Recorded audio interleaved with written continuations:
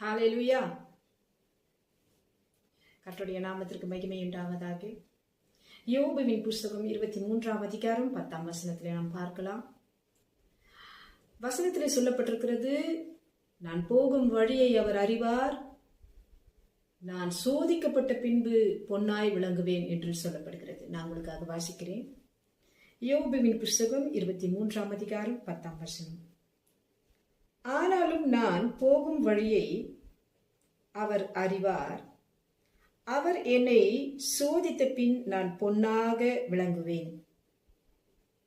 ஒரு மனுஷனை ஆண்டவர் சோதித்த பிறகுதான் பொன்னாக விளங்க முடியும். நம்ம நினைக்கலாம், என்னுடைய பாதையை யாருமே அறியல, என்னுடைய பாதையை யாருமே புரிஞ்சிக்கல.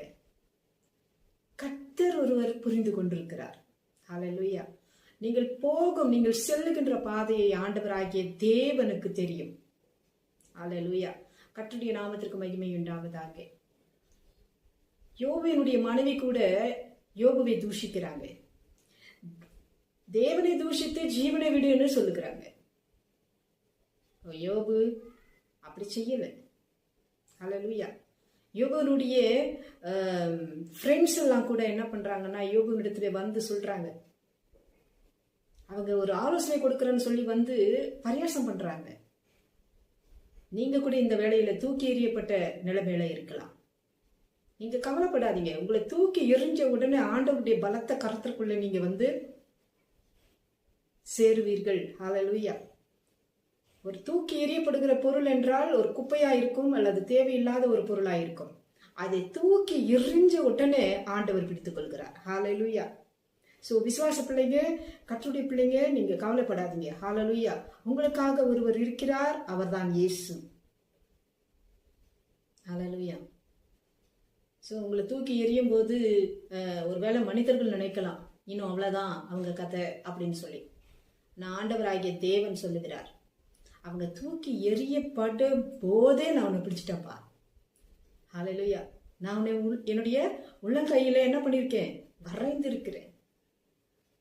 ஹல்லேலூயா. கர்த்தருடைய நாமத்திற்கு மகிமை உண்டாவதாக. அவர் நம்முடைய பாதைகளை எல்லாவற்றையும் அறிந்திருக்கிற தேவனாயிருக்கிறார். கர்த்தர் இன்றைக்கு உங்களை பார்த்து சொல்லுகிறார், நீங்கள் போகும் உபத்திரவத்தின் பாதையையும் வேதனையின் பாதையையும் நான் நிச்சயமாக அறிந்திருக்கிறேன்.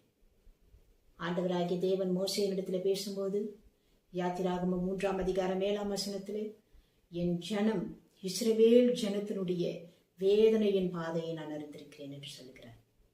சோ எதை குறித்து நீங்கள் கவலைப்படாதீர்கள், சோர்ந்து போகாதீர்கள். கர்த்தருடைய பிடியில நீங்க இருக்கிறீங்க. ஹல்லேலூயா. கர்த்தருடைய பிடி என்பது உடும்பு பிடி. ஹல்லேலூயா. யார் உங்களை கைவிட்டாலும் கர்த்தர் உங்களை சேர்த்துக் கொள்கின்ற தேவனாயிருக்கிறார். ஹல்லேலூயா. கர்த்தர் தாவீதுடைய எல்லா போராட்டங்களையும் அறிந்திருக்கிறார். சிறுமைப்பட்ட தாவீதனுடைய வாழ்க்கையை அறிந்திருக்கிறபடினால என்ன நடக்குது தெரியுங்களா? ஆண்டவராகிய தேவன் தாவீதின் சத்துருக்களுக்கு முன்பாக ஒரு பந்தியை ஆயத்தப்படுத்தினார். தாவீதனுடைய தலையை எண்ணெயினால் அபிஷேகம் பண்ணினார். ஹல்லேலூயா. அதான் தாவீது எழுதுகிறார், என் பாத்திரம் நிரம்பி வழிவதாக, நான் ஜீவனுள்ள நாளெல்லாம் நன்மையும் கிருபையும் என்னை தொடர்ந்து இருக்கணும் என்று எழுதுகிறார். உங்களுடைய வாழ்க்கையினுடைய எல்லா போராட்டங்களையும் சிறுமைகளையும் எல்லா உபத்திரவங்களையும் ஆண்டவராகிய தேவன் அறிந்திருக்கிறார். ஹல்லேலூயா. அதுக்காக நீங்க கர்த்தருக்கு நன்றி சொல்லுங்க. நீங்க யாருடைய கரத்துல இருக்கிறீங்க? சர்வ வல்லமையுள்ள தேவனுடைய கரத்துல இருக்கிறீங்க. ஹல்லேலூயா. ஹல்லேலூயா. தூக்கி எறியப்பட்ட நீங்கள் வேண்டாம் என்று சொன்ன ஜனங்கள் மத்தியிலே ஆண்டவராகிய தேவன் உங்களை பிரகாசிக்க பண்ணுவார் என்று கூட இன்றைக்கு பரிசுத்த ஆவியானவர் தேவனுடைய சத்தத்தை இன்றைக்கு நம்முடைய மத்தியிலே அவர் கொண்டு வந்திருக்கிறார். ஹல்லேலூயா. எதுக்காகவும் கவலைப்படாதீங்க. கர்த்தருடைய ஊழியத்தை தொடர்ந்து ஓடி செய்யுங்க. கர்த்தர் உங்களை ஆசீர்வதிப்பாராக. ஹல்லேலூயா. ஹல்லேலூயா. கர்த்தருடைய நாமத்திற்கு மகிமை உண்டாவதாக. ஆமென்.